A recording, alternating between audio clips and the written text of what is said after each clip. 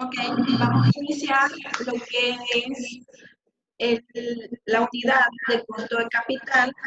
Dentro de ellos vamos a ver lo que son el riesgo, la parte de los impuestos, el costo de la fuente de este capital, costo de pasivo a largo plazo, acciones preferentes y acciones comunes. Para esto vamos a ver un solo ejercicio donde generalizamos todo esto, la parte del riesgo, los impuestos. Estos son, no sé si algunos han visto ya lo que es formulación y evaluación de proyectos, tiene que ver este tema con la parte, lo que es el costo de capital para las inversiones. Sí. Tenemos como introducción que el costo de capital no es nada más que el costo de financiamiento de una empresa a una tasa mínima de rendimiento que debe ganar un proyecto para incrementar el valor de la empresa. Entonces, en particular, el costo de capital se refiere más que nada a lo que me cuesta a mí como empresa un proyecto, realizar un proyecto, pero cuál va a ser la ponderación que yo tengo que hacer entre invertir capital propio y capital financiado. Entonces, generalmente se utilizan las combinaciones de ambos. No todos las empresas arriesgan el capital propio por un proyecto nuevo que al final de un determinado tiempo no se sabe si se va a obtener el rendimiento esperado o no. Ya también, aunque no sea un proyecto, sí una inversión, como por ejemplo la inversión en la bolsa de valores, que nosotros tengamos un capital ahí en las empresas, que tengamos un capital y que tomemos la decisión de invertir ya sea en una bolsa acá en Nicaragua, la Bolsa de Valores de Nicaragua, o bien en bolsas extranjeras. Espérate, ya estoy en clase, ya estoy conectado, si quieres después hablamos. ¿Qué es el costo de capital? Más que todo, el costo de capital de una empresa se calcula en un momento específico y refleja el costo futuro promedio esperado de los fondos a largo plazo utilizados por la empresa. Como por ejemplo, que está acá, si una empresa hoy recauda fondos mediante deudas, es decir, mediante financiamientos, y en el futuro vende acciones, esta misma empresa en el futuro vende acciones comunes para obtener financiamientos adicionales, ¿cuáles serían, en este caso, mis costos de ambas formas de obtener capital?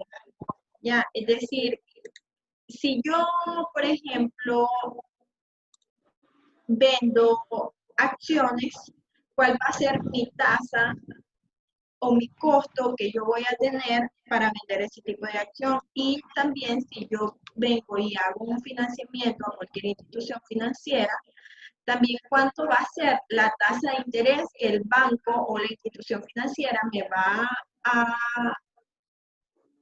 a prestar.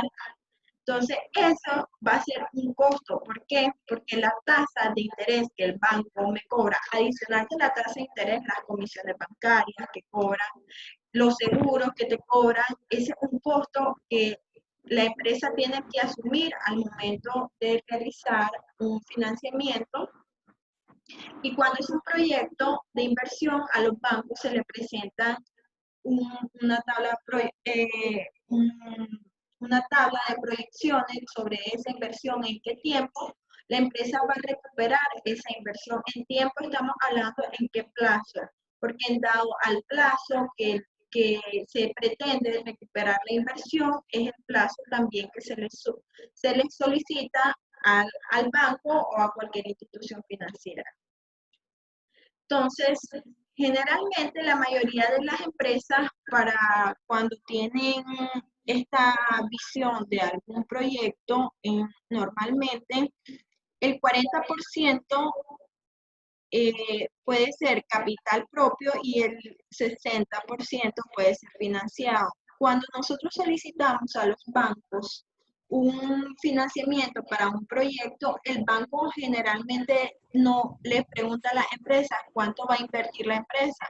Entonces, a veces se invierte un 40 o un 50% del capital propio y el restante es financiado.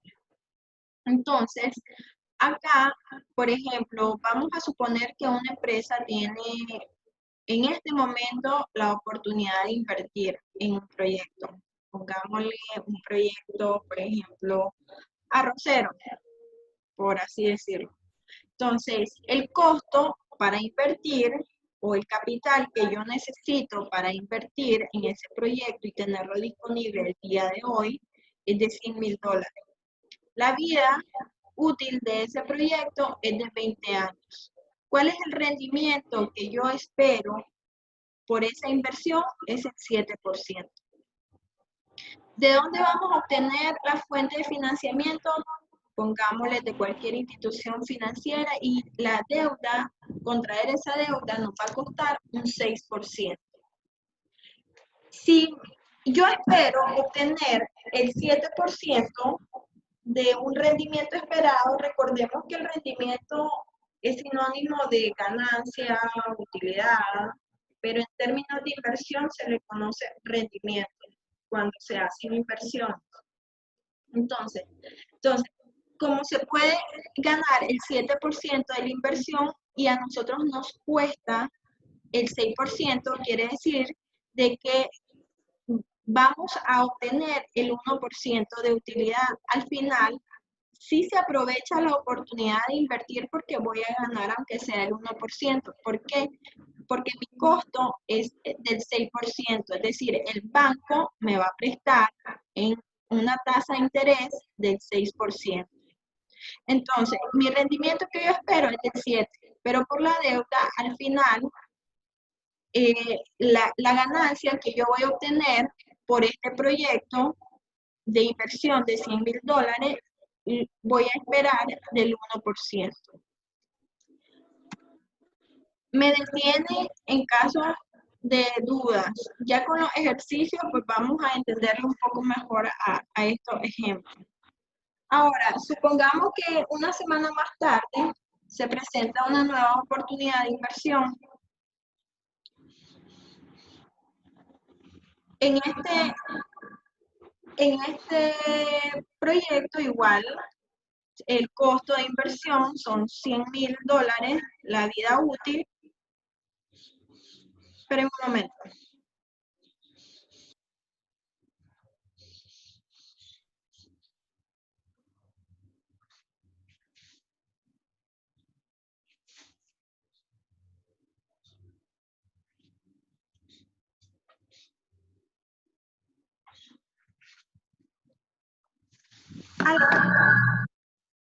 Hola, ven la presentación, muchachos. No sé si ven la presentación. ¿Me escuchan?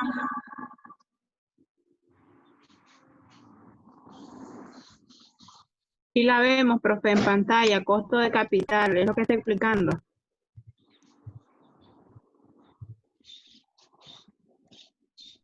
Ok, entonces, sigamos. Entonces tenemos, una semana después se presenta una nueva oportunidad de inversión. ¿Cuál va a ser, de cuánto va a ser nuestra inversión? Siempre de $100,000. Siempre de $100,000. La vida útil de este proyecto es del 20%, de 20 años, perdón.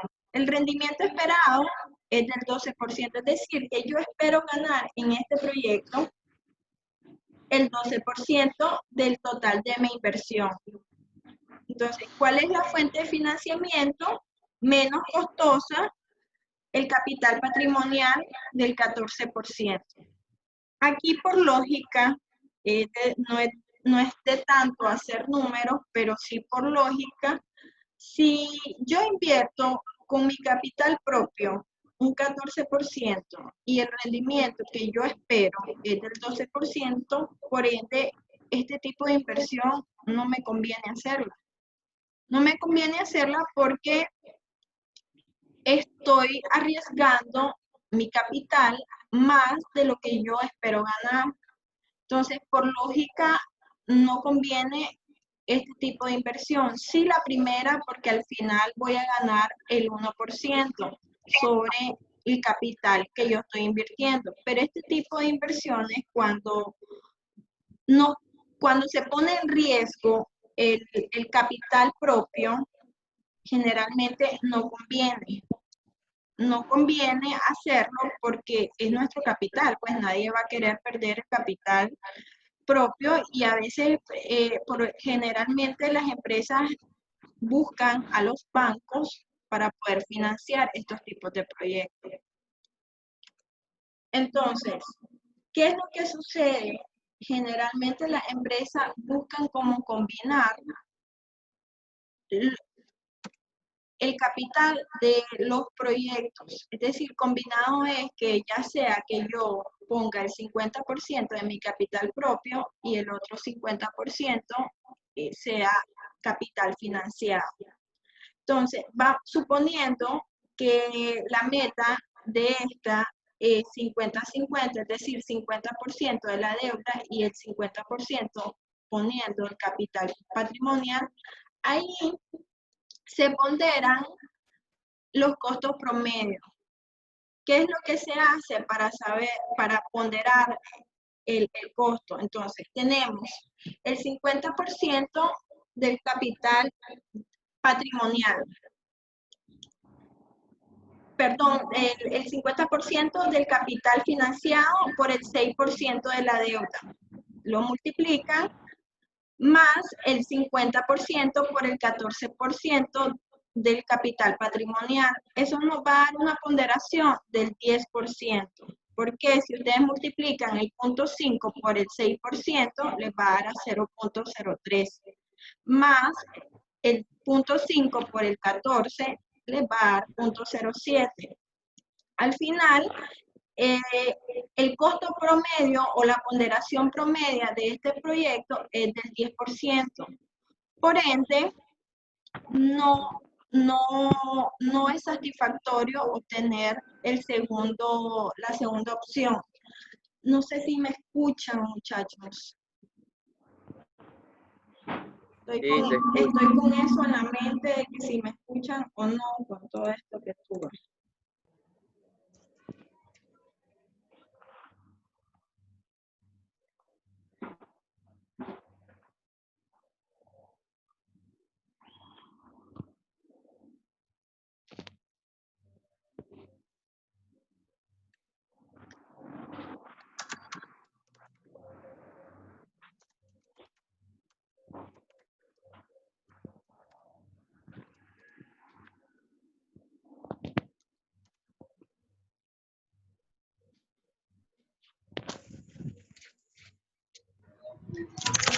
Yes.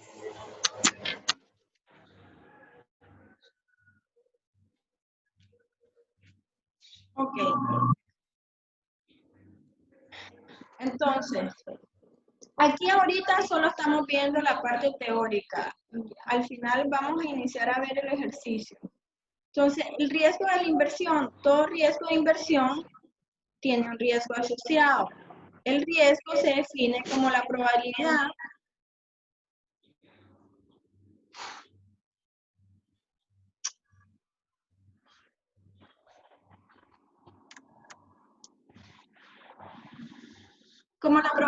de que el rendimiento sea el menor esperado. Recordemos, muchachos, en la vida cotidiana, para todo hay riesgo. Es decir, si nosotros tomamos la decisión, por ejemplo, de cambiar de un trabajo a otro, hay riesgo al final. No sabemos si en el otro trabajo nos va a ir bien, si es lo que esperamos, ya sea de que salarialmente estemos bien, pero el clima laboral sea también excelente, porque también el clima laboral afecta mucho lo que es la estabilidad en un trabajo.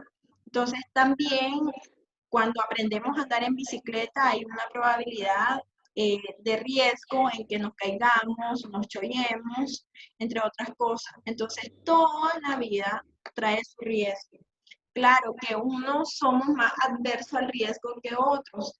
Entonces, ¿qué es el riesgo? No es nada más que la probabilidad de que lo esperado sea menor, que el rendimiento sea lo menor esperado. Entonces, en general, las inversiones con mayor rendimiento esperado tienen un mayor riesgo asociado. Recordemos la frase que siempre se dice que a mayor riesgo, mayor tasa. Es decir, mayor riesgo o mayor probabilidad de que yo pierda mi inversión, ya sea en un puesto de bolsa, pero cabe la posibilidad de que lo pierda o no lo pierda todo. Entonces, a mayor tasa, es decir, que mi tasa de interés o mi tasa de rendimiento que tenga al invertir en un puesto de bolsa va a ser más alta, pero la probabilidad de que yo lo pierda todo o no lo pierda también va a ser alta. Entonces, por eso, por tal razón, es a mayor riesgo, mayor tasa. Entonces, todas las inversiones que hagamos con mayor rendimiento esperado, es decir, con mayores utilidades, con mayores ganancias, va a tener un riesgo mayor asociado. Entonces, como les decía, hay personas de que son adversas al riesgo, es decir, que tratan de reducir el riesgo menos posible, como por ejemplo, si tenemos un dinero ahí de ocio, generalmente nosotros decimos, voy a ir a depositarlo a la cuenta bancaria, porque el riesgo es mínimo en que yo lo pueda perder. Muy diferente es cuando el inversor no es adverso al riesgo y viene y dice, en vez de ahorrarlo en la cuenta bancaria, me voy a ir a comprar acciones a una empresa, ya sea a través de la bolsa, o voy a depositarlo a la bolsa de valores y por medio de un certificado de inversión. Entonces, generalmente cada uno de nosotros nos arriesgamos a algo, ya sea uno al máximo y otro pues no tememos al riesgo desde el momento en que a veces cuando uno no pide permiso en su casa y se va con los amigos, entonces hay otros que son más arriesgados de irse y hay otros de que no. Entonces, así lo mismo sucede con la parte de las inversiones, ya sea en los proyectos o bien cuando invertimos financieramente en lo que respecta a la bolsa. Entonces, hay personas de que no se arriesgan. Si tienen el dinero, pues lo depositan en una cuenta bancaria normal y hay otras de que no depositan, invierten en la bolsa de valores con aquel riesgo en que lleguemos a perder todo en los puestos de bolsa.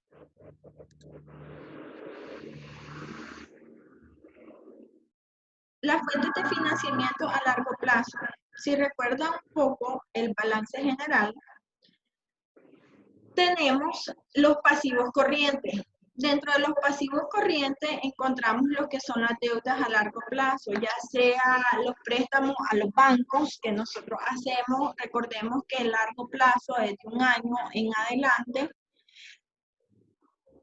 Y ya sea con una institución bancaria o cualquiera de las instituciones financieras, siempre y cuando sean mayor de 1 año, van a hacer financiamiento o deuda a largo plazo. También dentro de los pasivos corrientes tenemos patrimonio de los accionistas. Dentro del patrimonio tenemos las acciones preferentes, las acciones comunes y las ganancias retenidas.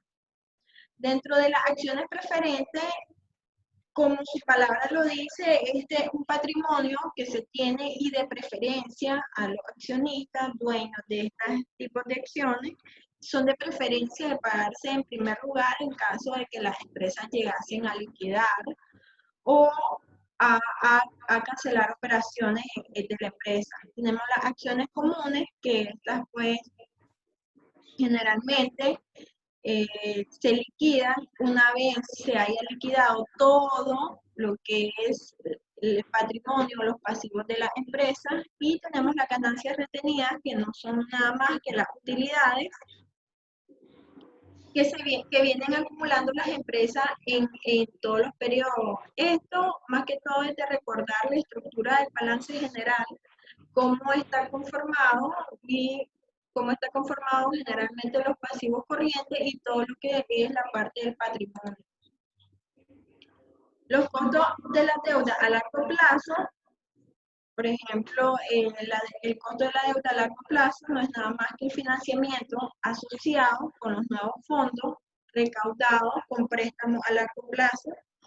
Era lo que les decía, que son los préstamos a más de un año, y generalmente también, no solamente las deudas a largo plazo pueden ser los financiamientos con los bancos, también se pueden adquirir financiamientos mediante los bonos, las letras del tesoro del país.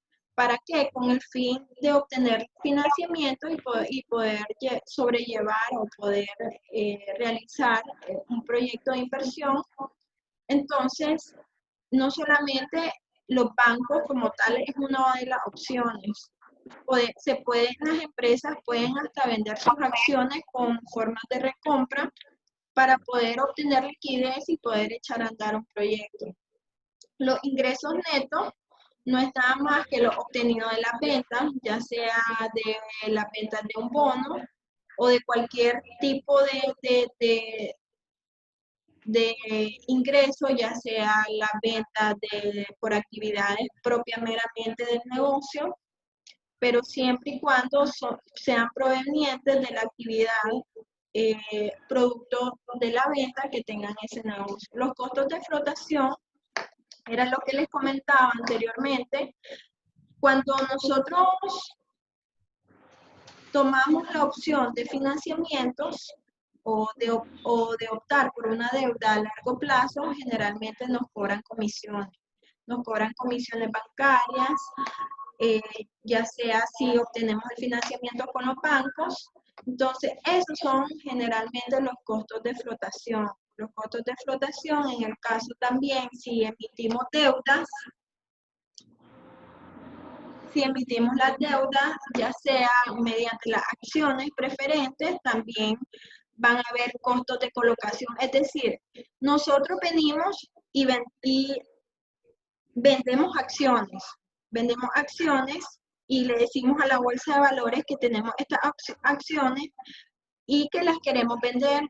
Entonces, generalmente las acciones, para que la bolsa de valores pueda colocar esas ventas de acciones, la bolsa me cobra a mí un costo de colocación, es un porcentaje que viene la bolsa o el puesto de bolsa me cobra a mí por colocar esa acción.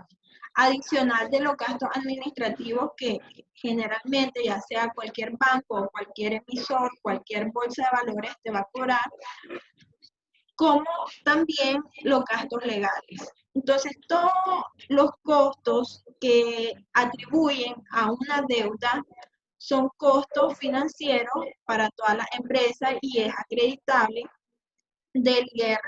Cualquier cobro adicional que nos carguen por un financiamiento o por una deuda a largo plazo son costos de flotación y son acreditables a mi IR anual, a mis gastos. Como les decía, dentro del patrimonio tenemos las acciones preferentes que representan una participación patrimonial en una compañía. Ofrecen a los accionistas de preferencia el derecho de recibir sus dividendos pactados. ¿Qué significa esto? Que en primera instancia, aquel socio que tenga acciones preferentes es el primero en recibir el pago de sus dividendos. O bien, cuando una empresa va a liquidar operaciones, esta empresa como tal tiene la obligación a quien primero pagarle es al accionista de que tengan acciones preferentes. Las acciones comunes generalmente es el rendimiento requerido de las acciones comunes por los accionistas en el mercado. Existen dos formas de financiamiento con las acciones comunes. Como les indicaba, la ganancia retenida y las nuevas emisiones de acciones. Cuando uno se constituye un capital social, las empresas emiten un número de acciones. Es decir, si yo tengo un capital de 100.000, la acción, y cada acción me va a costar 100 Córdoba, entonces se van a emitir un número de acciones. Entonces, pero también las empresas, cuando hay inyección de capital, tienen la obligación de emitir nuevas acciones o bien que las acciones que ya tengan aumente de precio, es decir, que ya no va, que cada acción ya no me va a costar 100 Córdobas, por ejemplo, me va a costar 200. ¿Por qué? Porque hay nueva inyección de capital y las empresas generalmente tienen ese tipo de opciones. Uno, emitir nuevas acciones o dos, aumentar el precio de las acciones ya existentes. Entonces, este tipo de acciones se financian en los puestos de bolsa o en cualquier otra bolsa del país, en el extranjero, ya sea en la Bolsa de Valores de Nicaragua o lo pueden negociar en el mercado extranjero.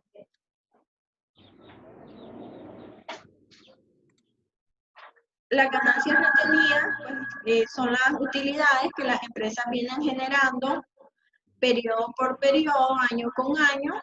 Entonces, que esas se llevan a la cuenta de ganancias retenidas o ganancias acumuladas y esta espera de que estas ganancias sean repartidas entre todos los socios o bien invertirla en cualquier tipo de proyecto. Entonces, ¿cuáles son las técnicas más utilizadas para la elaboración de un presupuesto de capital? Primero, es lo que ya hemos venido hablando, muchachos. Hay que tener en cuenta nuestros ingresos. ¿Cuánto nosotros vamos a vender o a obtener de ingresos por aquel proyecto que tenemos en mente hacerlo? Hay que tomar en cuenta en qué periodo yo voy a recuperar esa inversión. Es decir, si yo voy a invertir $100.000, ¿en qué tiempo? Ok, $100.000 en un periodo de 5 años. En esos 5 años, ¿en qué tiempo de esos 5 años yo voy a recuperar esos $100.000? ¿En qué momento? Entonces, ¿cuál es el tiempo requerido para que la empresa recupere la inversión inicial de ese proyecto? Esa es una de las técnicas. La otra es el valor actual neto, conocido como BAN. Que es el rendimiento mínimo que se debe ganar en un proyecto para satisfacer a los inversionistas de la empresa. Este valor actual neto también se conoce como BPN. También se conoce como BPN, que es el valor presente neto. Lo pueden escuchar como valor actual neto y lo pueden escuchar como valor presente neto. Y también tenemos la tasa interna de retorno, conocida como TIR. Estos términos, a los que no han visto formulación y evaluación de proyectos, pues ya lo van a conocer. Entonces, la TIR no es nada más que la tasa de rendimiento que ganará la empresa si invierte en un proyecto y recibe la entrada de efectivo esperado. ¿Cuál es la diferencia entre el valor actual neto y la TIR si ambas son tasas de rendimiento? ¿Qué es lo que sucede? En el valor actual valor neto, el BAN, es el rendimiento mínimo, es decir, en efectivo. Y acá la tasa interna de retorno lo estamos hablando en términos de porcentaje. Esa es la diferencia entre las dos. Y tenemos el WACC, que es la tasa de descuento que se utiliza para descontar los flujos. ¿Se recuerdan cuando vimos valor presente, valor futuro? Similar, vamos a traer los valores futuros y descontarlos al presente. ¿Con qué? ¿Con qué tasa? Recuerden de que cuando vimos eso, yo le daba una tasa de interés o una tasa de rendimiento. Entonces, acá en este tipo de presupuesto o costo de capital, aquí vamos a determinar nosotros cuánto es mi tasa de descuento. Yo antes se las daba, ahora ustedes la tienen que calcular y buscarla mediante todos los datos que yo les den. Entonces, al final, esto es algo que ya hemos venido viendo, el valor presente, valor futuro y el flujo de caja, todo está relacionado. Entonces, antes yo les daba la tasa de interés o la tasa de rendimiento, ahora acá pues vamos a aprender a calcularla y una vez teniendo la tasa que es conocida como WACC, con esa tasa nosotros vamos a descontar los valores futuros y traerlos al presente. ¿Tienen preguntas por ahí? Sé que esto está como medio confundido. Si se corta, nos volvemos a conectar, por favor, que ya casi está por cancelarse. Entonces, acá ya iniciamos a ver el ejercicio. Todo lo que les he dicho, pues ya vamos a verlo con números. Entonces, este es un ejercicio de presupuesto de capital. Vamos primero a elaborar nuestro flujo de caja. Recordemos que para elaborar el flujo de caja necesitamos conocer cuántos van a ser nuestros ingresos, cuántos van a ser nuestros costos o nuestros pagos, nuestras obligaciones que nosotros tenemos que hacer. Entonces, hay que tomar en cuenta eso. Ya el flujo ya lo pudimos hacer en clases anteriores. Entonces, pero ahora esto va a ser un flujo de caja proyectado para un proyecto de inversión que la empresa AMG está pensando en adquirir 2 maquinarias valoradas en $3.000 cada una. Es decir, que por las 2 maquinarias serían $6.000. Pero para instalar esta maquinaria se requiere hacer una plataforma de acero valorada en $3.000. Entonces, en su totalidad, ¿cuánto sería mi inversión inicial, muchachos? Ahí. Se dice que la empresa quiere adquirir 2 maquinarias. Por las 2 maquinarias son $6.000. Pero también necesitan invertir en la instalación de estas maquinarias, que sería por $3.000. ¿Cuánto sería mi inversión total de este proyecto? Serían 12.000.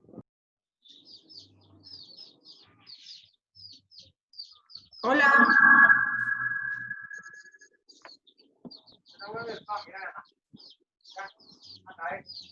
Chicos.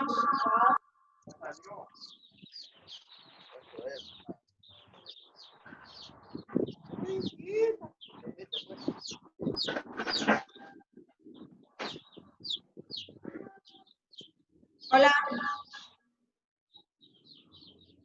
¿Cuánto sería la inversión inicial que requiere o cuánto necesita AMG para este tipo de inversión?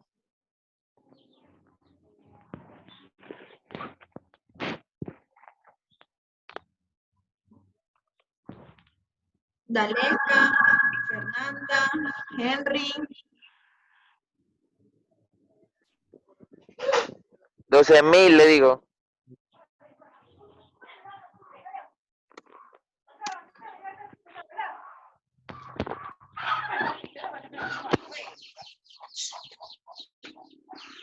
A ver, si tenemos 2 maquinarias y dice que cada una cuesta $3.000, exactamente, Walkiria, así es.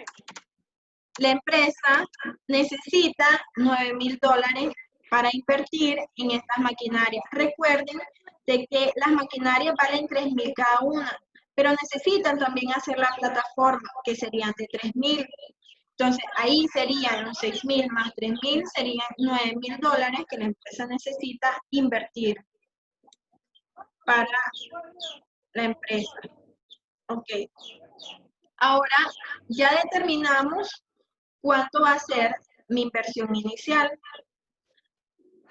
Ahora necesitamos saber cuánto me va a generar de ingresos al invertir yo en estas máquinas. Es decir, yo compro las 2 máquinas, pero ¿cuánto me va a generar de ingresos esas máquinas? Entonces le dice que estas maquinarias